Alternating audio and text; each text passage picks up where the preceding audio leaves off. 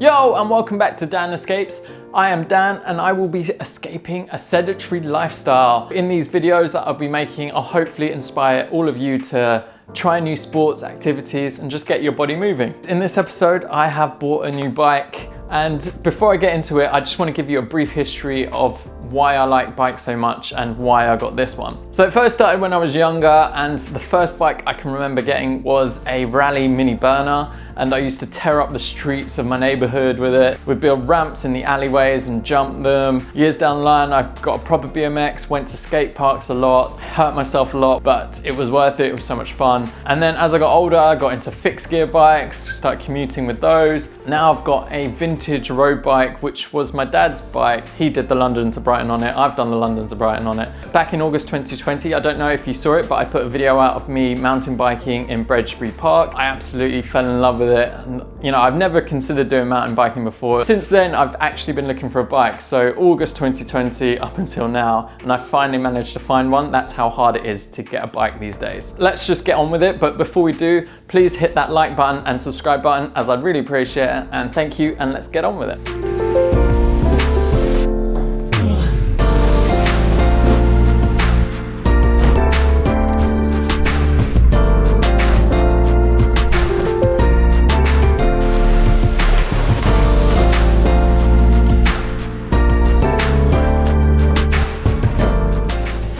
And here it is, the Vitus Sentier 27VR hardtail mountain bike.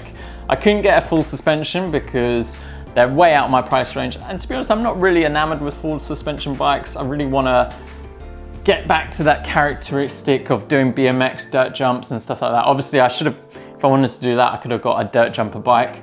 But I kind of wanted the mountain bike so I could do on trails as well, so I could go up hills and use it to commute. If you want to see the full spec of the bike, I'm going to put a link in the description below to the full website, and it will give you a list of what you get on the bike.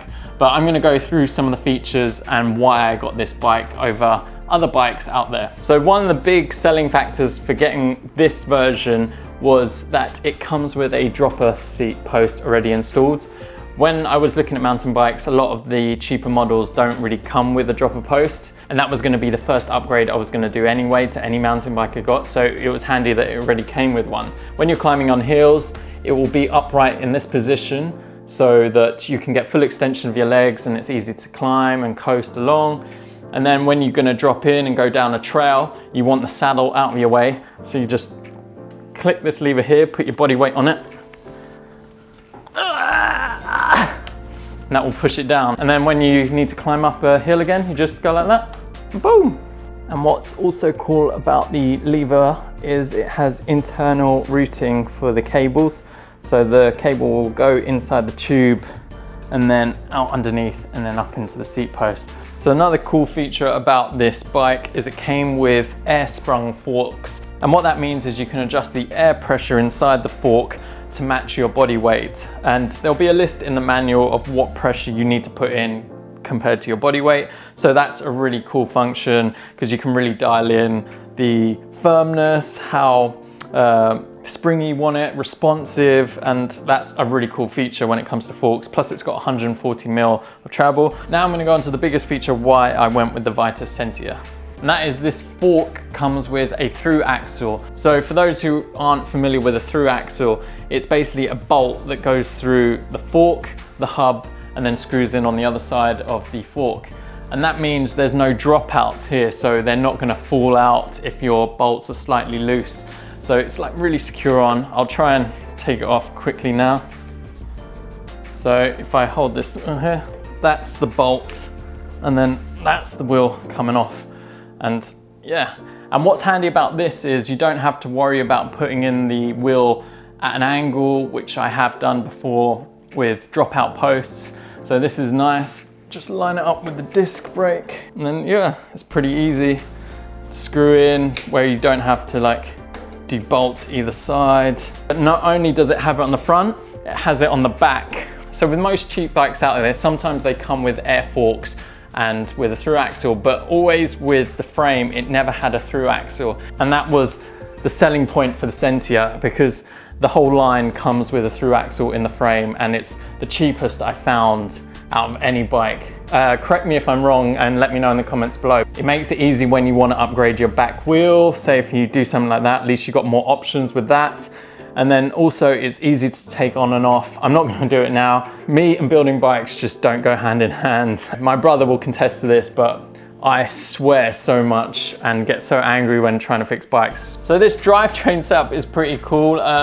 For people who are not familiar with mountain bikes, they tend to ride a single speed on the front and then have a very large cassette at the back. It looks massive. We've got 32 teeth on the front and then we have 11 speeds on the back. So that'll be 11 teeth from the bottom and then 51 teeth all the way at the top, which will make it so easy going up massive hills. And what's pretty cool is they've added this rubber protection thing on the top of the frame here, because when you're going down rough terrain, this chain tends to slap up and down and hits the frame.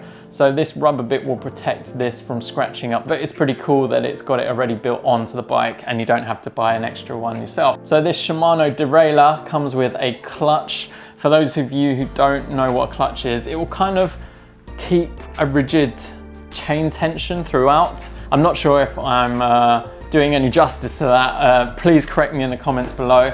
So what I think I'm aware of is when you're going down really rough terrain and the train's bouncing around, it keeps that tension, so it reduces the risk of the chain coming off. So what's pretty neat about having a single chain ring is you only need one gear selector here, so that leaves it free for a seat dropper on the other side.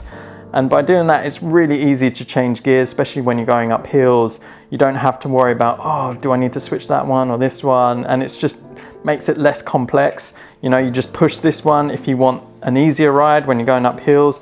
And then when you're going down hills and on flat ground and you want to go a bit faster, you just pull the trigger here and it's really easy to do.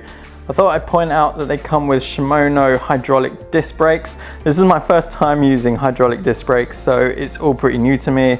So hopefully they don't go too wrong and then I mess them up. So what's cool about these wheels and tires is they are set up already to go tubeless. They did come with valves in the kit, so you can do that yourself. You don't have to add any more tape because it's already been taped up inside, and these tires are already built for sealant. For those of you who don't know what tubeless tires are, it's basically you remove the inner tubes from the outside.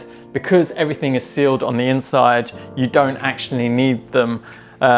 You can fill up air inside, and then what you'll do is add some sealant in there, and it's like a liquid formula, so that if a small little puncture occurs, that sealant will go into that air hole and then seal up as it is a sealant. A lot of mountain bikers tend to ride tubeless tires because when you're going down a lot of rough terrain, you're gonna get these tiny little punctures and it's just annoying. So in terms of upgrades, there's not much I really wanna do on this bike.